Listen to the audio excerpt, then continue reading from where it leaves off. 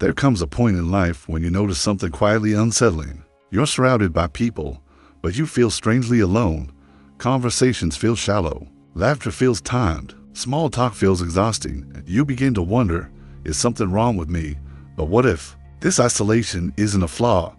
What if it's a signal? Most people believe isolation means failure. Failure to connect, failure to belong, failure to fit. But deep thinkers don't withdraw because they hate people. They withdraw because they see too much. They notice contradictions others ignore. They hear what isn't said. They feel what's buried beneath words. And once you see beneath the surface, it becomes difficult to enjoy the surface again. The Stoics understood this long before modern psychology. Marcus Aurelius wrote his private thoughts alone, never intending them to be read. Seneca warned that the crowd weakens the mind. Epictetus taught that clarity often costs comfort.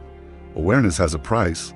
The more you observe your own thoughts, the less entertained you are by noise. The more you question life, the harder it becomes to fake enthusiasm for distractions.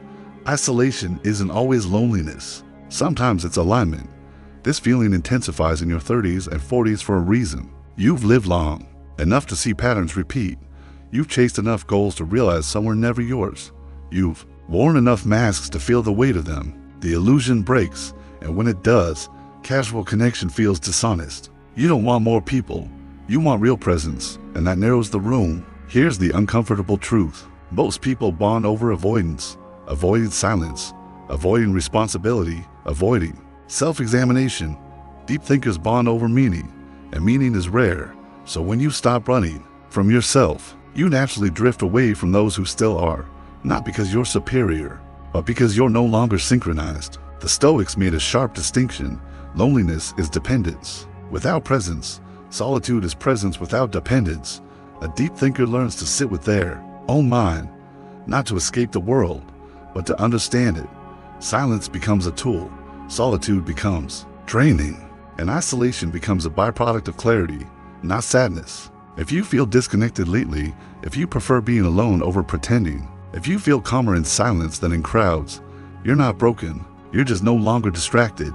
And that unsettles people who still need noise to feel alive. Most won't talk about this because admitting it means admitting they've changed. So let me ask you, quietly, does solitude feel heavier or clearer lately? That answer says more than you think. Human zenith exists for people who've outgrown the surface, for minds that seek depth over noise, clarity over approval, truth over comfort. If this felt familiar, you already belong here. Subscribe, not to escape the world, but to understand it.